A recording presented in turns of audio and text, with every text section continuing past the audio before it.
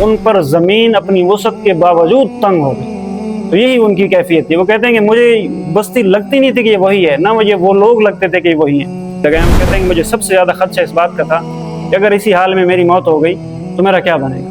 یا حضور علیہ السلام اگر اسی حال میں اس دنیا سے چلے گئے تو میں تو ساری زندگی اسی طرح ذلیل و خوار ہوتا رہوں گا، لوگ مجھ سے بات نہیں کریں گے۔ یہ کہتے ہیں جب میں نماز پڑھتا تھا تو آنکھیں چرا کے حضور علیہ السلام کی طرف دیکھتا تھا کہ مجھے دیکھ رہے ہیں یا نہیں۔ کہتے ہیں کہ جب میں نماز میں مشغول ہوتا تھا تو میری طرف دیکھتے تھے، جب میں نماز سے فارغ ہو کے حضور کی طرف دیکھتا تھا تو حضور علیہ السلام نظریں پھیر لیتے تھے، چہرہ پھیر لیتے تھے۔ تو میرے پاس شام کے بادشاہ کا خط لے کے آیا، اس خط میں یہ لکھا ہوا تھا کہ بھئی ہمیں پتہ چلا ہے کہ تمہارے لوگوں نے تمہارے ساتھ بے وفائی کی ہے، تمہارے نبی نے تمہیں چھوڑ دیا ہے، تم اس لائق نہیں ہو، تم ایسا کرو ہمارے پاس آ جاؤ، ہم تمہاری قدر کریں گے۔ کعب بن مالک کہتے ہیں اس بات پہ مجھے اور افسوس ہوا کہ یہ ایک اور آزمائش آ پڑی ہے کہ کافر جو ہے وہ مجھے اس قسم کے پیغام بھیج رہے ہیں۔ انہوں نے اعوذ باللہ من الشیطان الرجیم، بسم اللہ الرحمن الرحیم، لقد تاب اللہ علی النبی والمہاجرین والانصار الذین اتبعوه في ساعة العسرة من بعد ما كاد يزيغ قلوب فريق منهم ثم تاب عليهم إنه بهم رؤوف رحيم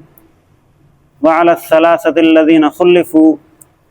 حتى إذا ضاقت عليهم الأرض بما رحبت وضاقت عليهم أنفسهم وظنوا أن لا ملجأ من الله إلا إليه ثم تاب عليهم ليتوبوا ان اللہ هو التواب الرحیم۔ صدق اللہ العظیم۔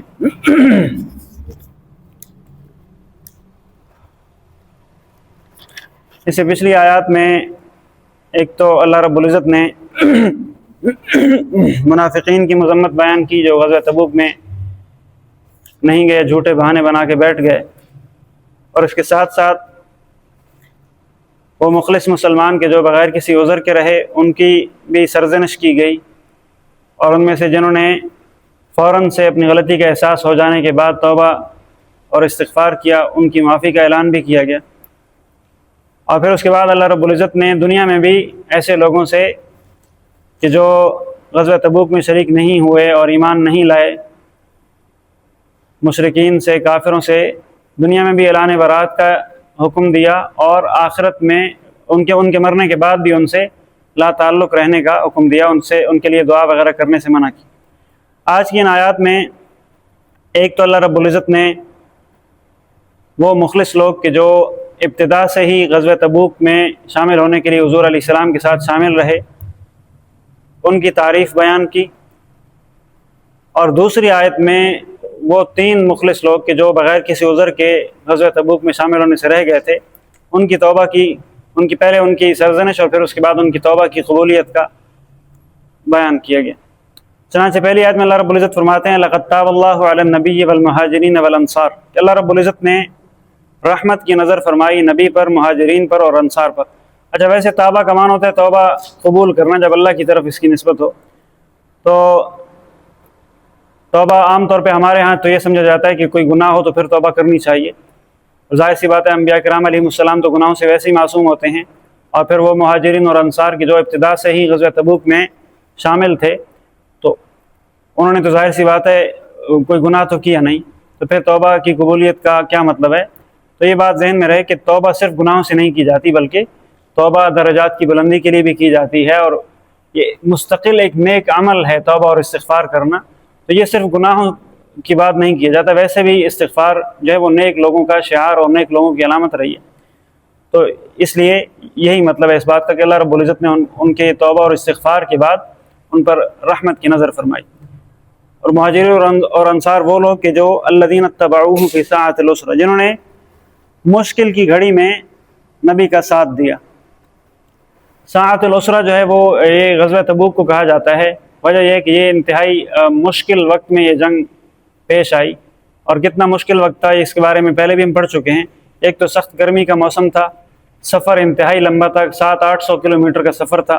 سواریاں پوری نہیں تھیں، 10-10 لوگ ایک ایک اونٹ پہ سوار ہو رہے تھے، اور کھانے کا سامان بھی پورا نہیں تھا۔ ایسا وقت بھی آیا کہ ایک ایک کھجور 2-2 لوگوں میں تقسیم کی گئی، پینے کا پانی کم تھا، یہاں تک کہ اونٹ ذبح کر کے ان کے جو اوجڑی میں پانی جو اسٹور ہوتا ہے اس کو نکال کے استعمال کرنے کی نوبت بھی آئی۔ اتنا مشکل وقت، یہ لوگ پھر بھی حضور علیہ السلام کے ساتھ تھے۔ اس لیے اللہ رب العزت فرماتے ہیں کہ جنہوں نے اس مشکل گھڑی میں نبی کا ساتھ دیا ان پر اللہ نے رحمت کی نظر فرمائی۔ من بعد ما کاد یزیغ قلوب فریق منہم، بعد اس کے کہ ان میں سے ایک گروہ کے دل ٹیڑھے ہو جاتے۔ ہم پہلے پڑھ چکے ہیں کہ جب حضور علیہ السلام نے تبوک کا اعلان کیا روانگی کے لیے تو مسلمانوں میں بھی دو طرح کے لوگ تھے۔ ایک تو وہ تھے کہ جو فوراً تیار ہو گئے، کچھ وہ تھے کہ شروع میں جو ان کو کچھ تردد ہوا کہ اتنا لمبا سفر ہے، اتنی مشکل جنگ ہے، اوپر سے کھجور کی فصل پک کے تیار ہے، تو ان کے دلوں میں کچھ تردد ہوا، لیکن بعد میں اللہ رب العزت نے ان کی بھی رہنمائی کی اور وہ بھی فوراً سے پھر تیار ہو گئے۔ ابو خیثمہ رضی اللہ عنہ ایک صحابی ہیں، وہ ابتدا میں روانہ نہیں ہو رہے تھے، مسلمان روانہ ہو گئے، چلے گئے حضور علیہ السلام، یہ مدینہ میں ہی رک گئے۔ اپنے گھر میں آئے تو دیکھا کہ ان کی دو بیویاں، ان کے لیے چھپر کے نیچے جناب پانی چھڑکاؤ کیا ہوا ہے، ٹھنڈا پانی پڑا ہوا ہے اور بہترین کھانا تیار ہے۔ ان کی نظر جب ان ساری چیزوں پہ پڑی تو انہوں نے دل میں یہ سوچا کہ حضور علیہ السلام تو اتنی سخت گرمی میں، اتنی مشکل میں سفر میں ہوں، اور ابو خیثمہ اپنے چھپر میں کی چھاؤں میں بیٹھا ہو، ٹھنڈا پانی اس کے پاس ہو، بیویاں اس کے پاس ہوں، یہ کیسے ہو سکتا ہے؟ فوراً سے اپنے آپ کو ملامت کی اور سواری نکالی اور روانہ ہو گئے اور حضور علیہ السلام کو جا کے مل گئے اور حضور علیہ السلام کو اپنی یہ حالت بھی بتائی۔ حضور علیہ السلام نے خوشی کا اظہار کیا اور ان کی تعریف کی۔ اللہ رب العزت فرماتے ہیں کہ وہ لوگ بھی کہ جن کے ابتدا میں، جن کے دلوں میں خیال آئے نہ جانے کے، اللہ رب العزت نے ان پر بھی اپنی رحمت کی نظر فرمائی اور وہ بھی روانہ ہو گئے۔ دوسری آیت میں اللہ رب العزت فرماتے ہیں وَعَلَى الثَّلَاثَةِ الَّذِينَ خُلِّفُوا، ان تینوں پر بھی اللہ نے رحمت کی نظر فرمائی کہ جن کا فیصلہ ملتوی کر دیا گیا تھا۔ یہ تین لوگ کون تھے؟ یہ کعب بن مالک رضی اللہ عنہ، ہلال بن امیہ اور مرارہ بن ربیع رضی اللہ عنہ، یہ تین صحابہ تھے۔ ہم پہلے پڑھ چکے ہیں کہ 10 ایسے مخلص صحابہ تھے جو بغیر کسی عذر کے جنگ تبوک میں جانے سے رہ گئے تھے۔ ان میں سے 7 تو وہ تھے کہ جنہوں نے حضور علیہ السلام کے مدینہ پہنچنے سے پہلے ہی اپنے آپ کو مسجد نبوی میں جا کے ستونوں سے باندھ دیا اور کہا کہ جب تک ہماری معافی کا اعلان نہیں ہوگا ہم اپنے آپ کو کھولیں گے نہیں۔ اللہ رب العزت نے ان کے اس عمل کو پسند کرتے ہوئے ان کی معافی کا اعلان کر دیا، لیکن ان 3 حضرات نے یہ اہتمام چونکہ نہیں کیا تھا، اس لیے ان کا فیصلہ مؤخر کر دیا گیا اور ان کی توبہ جو 50 دن کے بعد قبول ہوئی۔ حضرت کعب بن مالک رضی اللہ عنہ اپنا یہ واقعہ خود بڑی تفصیل سے بیان کرتے ہیں، بخاری شریف میں ہے، فضائل اعمال میں بھی آپ لوگ سن پڑھ چکے ہوں گے۔ یہ فرماتے ہیں کہ میں جتنا خوشحال غزوہ تبوک کے موقع پہ تھا اتنا اس سے پہلے کبھی بھی نہیں تھا، اور کہتے ہیں کہ میں صرف غزوہ بدر اور جنگ تبوک ان جو 2 جنگوں میں شریک نہیں ہو سکا، اس کے علاوہ ہر جنگ میں شریک ہوں۔ غزوہ بدر میں شریک نہ ہونے کی وجہ یہ تھی کہ وہ اچانک پیش آئی تھی، اس لیے حضور علیہ السلام نے عام اعلان بھی نہیں کیا تھا اور نہ جانے والوں پر کوئی ملامت اور ناراضگی کا اظہار بھی نہیں کیا تھا، تو اس لیے میں نہیں جا سکا۔ جنگ تبوک میں البتہ حضور علیہ السلام نے عام اعلان کیا تھا لیکن میں نہیں جا سکا، اس لیے حضور علیہ السلام نے اتنی سخت ناراضگی کا اظہار بھی کیا۔ تو یہ فرماتے ہیں کہ جب حضور علیہ السلام نے اعلان کیا روانگی کا تو میرے دل میں یہ خیال تھا کہ میں ابھی تیاری شروع کر دوں گا۔ باقی سب لوگ تیاری کر رہے تھے، میرا یہ ارادہ تھا کہ بس آج کل میں شروع کروں گا۔ یہ کرتے کرتے کرتے حضور علیہ السلام اپنے لشکر کے ساتھ روانہ ہو گئے اور میں تیاری شروع ہی نہیں کر سکا۔ جب روانہ ہوئے تو پھر میں سوچ رہا تھا کہ بس آج کل میں چلا جاؤں گا، آج جاتا ہوں کل نکلتا ہوں، لیکن یہ کہ کرتے کرتے وقت گزر گیا۔ اور وہ فرماتے ہیں کہ جب میں باہر نکلتا تھا تو بازاروں میں مجھے یا تو منافق نظر آتے تھے یا وہ لوگ کہ جو واقعی معذور اور بیمار تھے، جو سفر کے قابل ہی نہیں تھے، اس کے علاوہ کوئی مجھے مخلص مسلمان نظر نہیں آتا تھا۔ تو کہتے ہیں یہ بات میرے لیے بڑی بھاری اور مشکل مجھے معلوم ہوتی تھی، اور اتنے میں جو ہے وہ حضور علیہ السلام اطلاع آئی کہ واپس آ رہے ہیں۔ اب کہتے ہیں کہ مجھے بہت زیادہ گھبراہٹ ہونا شروع ہوئی، اور یہ کہتے ہیں کہ میرے دل میں یہ خیال بھی پیدا ہوا کہ میں حضور علیہ السلام سے میں بھی کوئی بہانہ کر دوں گا، لیکن یہ کہ جیسے ہی حضور علیہ السلام مدینہ میں پہنچے تو یہ خیال میرے دل سے نکل گیا کہ میں جھوٹ بولوں گا، اور یہ ارادہ کر لیا کہ میں حضور علیہ السلام کے سامنے سچی بات کر دوں گا کہ میرا کوئی عذر نہیں تھا۔ حضور علیہ السلام کا معمول یہ تھا کہ پہلے مسجد میں آتے تھے، سفر سے واپس جب آتے تھے چاشت کے وقت میں عام طور پہ پہنچتے تھے، 2 رکعت نفل پڑھتے تھے، پھر اس کے بعد جناب فاطمہ رضی اللہ عنہ کے گھر جایا کرتے تھے، اور اس کے بعد ازواج مطہرات کے پاس جایا کرتے تھے۔ تو حضور علیہ السلام جب مسجد میں آئے تو منافقین جو تھے وہ حضور علیہ السلام کے پاس آ رہے تھے، جھوٹے بہانے بنا رہے تھے۔ حضور علیہ السلام ان کی بات سن کے ان کو نظر انداز کر رہے تھے اور ان کے باطن کا معاملہ اللہ کے سپرد کر دے جا رہے تھے۔ یہ فرماتے ہیں کہ جب میں حضور علیہ السلام کے سامنے پہنچا، حضور علیہ السلام میری طرف دیکھ کے یوں مسکرائے جیسے کوئی ناراض آدمی مسکراتا ہے، یعنی مسکراہٹ میں بھی ناراضگی مجھے محسوس ہوئی۔ تو حضور نے پوچھا کہ تم کیوں نہیں آئے؟ تو انہوں نے کہا کہ میں منافق نہیں ہوں، میرے دل میں دین کے بارے میں کوئی شبہ وغیرہ نہیں ہے۔ پھر بھی حضور نے پوچھا کہ پھر تم کیوں نہیں آئے؟ تو انہوں نے کہا کہ میں اگر کسی اور لیڈر کے سامنے بیٹھا ہوتا دنیا کے تو میں اس کے سامنے جھوٹ بول کے کوئی نہ کوئی بات بنا کے جان چھڑا لیتا۔ یہ بہت بڑے شاعر بھی تھے، شاعروں کو باتیں بنانا ویسے بھی آتا ہے۔ تو یہ کہتے ہیں کہ میں کوئی نہ کوئی بات بنا لیتا، جان چھڑا لیتا، آپ کو راضی کر لیتا، لیکن یہ کہ آپ کا معاملہ الگ ہے۔ اگر میں نے آپ کے سامنے جھوٹ بول بھی دیا، آپ وقتی طور پہ راضی ہو بھی گئے، تو اللہ رب العزت آپ کو حقیقت حال سے آگاہ کر دیں گے، اور پھر میرے لیے معاملہ اور مشکل ہو جائے گا۔ اگر میں سچ بولوں گا تو وقتی طور پہ ہو سکتا ہے آپ ناراض ہوں، لیکن اللہ رب العزت کی رحمت سے امید ہے کہ اللہ رب العزت میری معافی کی کوئی صورت پیدا کر دیں گے۔ اس لیے کہا کہ میں سچ بولتا ہوں کہ میرا کوئی عذر نہیں تھا، جتنا خوشحال میں اب تھا اس سے پہلے کبھی بھی نہیں تھا، بغیر کسی عذر کے، صرف سستی کی وجہ سے میں شامل ہونے سے رہ گیا۔ حضور علیہ السلام نے کہا کہ اس آدمی نے سچ کہا ہے، اور پھر کہا کہ تم جاؤ، جب تک اللہ رب العزت تمہارے لیے کوئی فیصلہ نہ کر دیں میں تمہیں کچھ نہیں کہتا۔ اس کے بعد جب یہ کہتے ہیں کہ میں اپنے قبیلے کے لوگوں کے پاس آیا تو ان سب نے مجھے برا بھلا کہا کہ یہ تم نے کیا کر دیا، اس سے پہلے تم نے کبھی کوئی غلطی کی نہیں ہے، اب اگر تم کوئی عذر کر بھی دیتے، جھوٹا بہانہ بنا بھی دیتے، حضور علیہ السلام کی توبہ اور استغفار تمہارے لیے کافی ہو جاتی، تمہارا یہ گناہ بھی معاف ہو جاتا۔ تو یہ کہتے ہیں کہ مجھے انہوں نے اتنا مجبور کیا کہ میرے دل میں ایک بار یہ خیال آ گیا کہ میں دوبارہ جاؤں حضور کے پاس اور کہہ دوں کہ جو بات میں نے پہلے کی تھی وہ ٹھیک نہیں تھی، میرا یہ بہانہ تھا، یعنی کوئی نہ کوئی جھوٹ بول دوں۔ لیکن پھر کہتے ہیں کہ پھر مجھے خیال آیا کہ نہیں، ایک گناہ تو کر دیا غزوہ تبوک میں نہ جانے کا، اب جھوٹ بولنے کا دوبارہ دوسرا گناہ نہیں کروں گا میں۔ پھر لوگوں سے پوچھا کہ کیا کوئی اور بھی ایسا ہی ہے میری طرح جو بغیر کسی عذر کے رہ گیا ہو مخلص مسلمانوں میں سے؟ تو لوگوں نے بتایا کہ 2 اور لوگ ہیں، مرارہ بن ربیع اور ہلال بن امیہ، اور یہ دونوں حضرات بدری صحابہ تھے، جنگ بدر میں شرکت کر چکے تھے۔ پھر کہتے ہیں کہ جب یہ اتنے 2 بڑے لوگوں نے جو کیا، سچ بولا حضور کے سامنے، میں بھی انہی کی پیروی کروں گا۔ چنانچہ حضور علیہ السلام نے اس کے بعد تمام صحابہ کرام رضی اللہ عنہم کو ان کا سوشل بائیکاٹ کرنے کا حکم دے دیا کہ ان سے کوئی کسی قسم کا تعلق نہیں رکھے گا، نہ ان سے کوئی کلام کرے گا، نہ ان کے سلام کا جواب دیا جائے گا، نہ ان سے کوئی کسی اور قسم کا تعلق رکھا جائے گا۔ کعب بن مالک رضی اللہ عنہ فرماتے ہیں کہ اس کے بعد میری تو دنیا ہی بدل گئی، کہ نہ لوگ وہ تھے میرے لیے، نہ یہ بستی وہ تھی جہاں میں رہتا تھا، سب کچھ بدل گیا۔ آگے آیت میں ہے اللہ رب العزت فرماتے ہیں وَضَاقَتْ عَلَيْهِمُ الْأَرْضُ بِمَا رَحُبَتْ، کہ ان پر زمین اپنی وسعت کے باوجود تنگ ہو گئی۔ تو یہی ان کی کیفیت تھی، وہ کہتے ہیں کہ مجھے بستی لگتی نہیں تھی کہ یہ وہی ہے، نہ مجھے وہ لوگ لگتے تھے کہ یہ وہی ہیں۔ اور کہتے ہیں کہ جب زیادہ عرصہ گزرا تو، اور پھر کعب بن مالک رضی اللہ عنہ کی حضور سے محبت کا اندازہ بھی لگائیں، وہ کہتے ہیں کہ مجھے سب سے زیادہ خدشہ اس بات کا تھا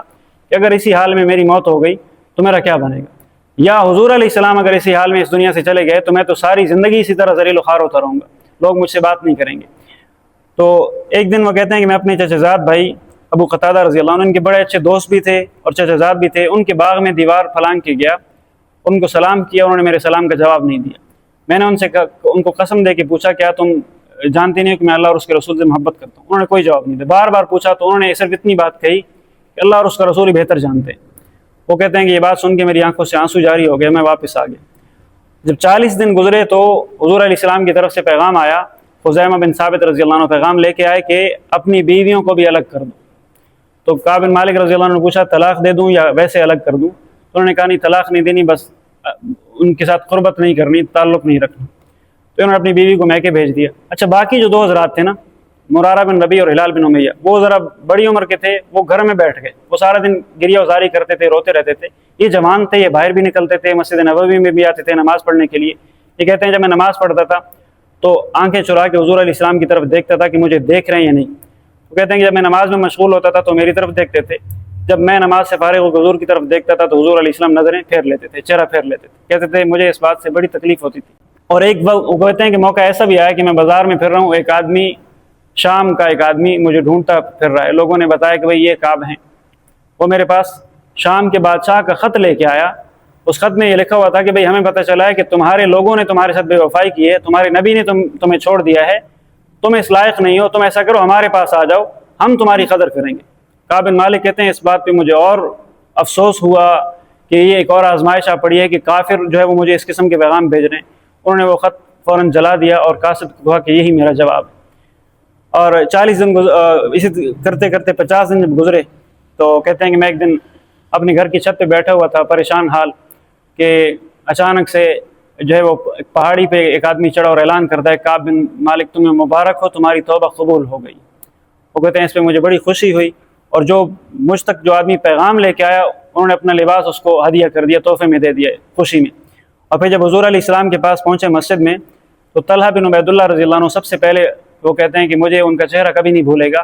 سب سے پہلے انہوں نے مجھے آ کے مبارک دی، اور حضور علیہ السلام نے بھی فرمایا کہ تمہاری پیدائش کے بعد تمہارے لیے سب سے بہترین دن یہی ہے کہ اللہ نے تمہاری توبہ کو قبول کر لیا۔ اللہ رب العزت نے ان کی توبہ کی قبولیت کا اس آیت میں اعلان بھی کیا۔ اور کعب بن مالک رضی اللہ عنہ پھر حضور علیہ السلام سے انہوں نے عرض کیا کہ مجھے سچ کی وجہ سے نجات ملی ہے، میں آپ کے سامنے عہد کرتا ہوں کہ آئندہ کے بعد کبھی بھی سچ کے سوا میں کوئی بات نہیں کروں گا۔ تو اس آیت میں ان آیات میں ہمارے لیے بھی یہ درس ہے کہ کچھ بھی ہو جائے ہمیشہ سچ بولنا چاہیے، سچ کا ساتھ دینا چاہیے۔ اور اس میں اس واقعے میں ایک سبق یہ ہے کہ جب خاص طور پہ کفر اور اسلام کی کشمکش چل رہی ہو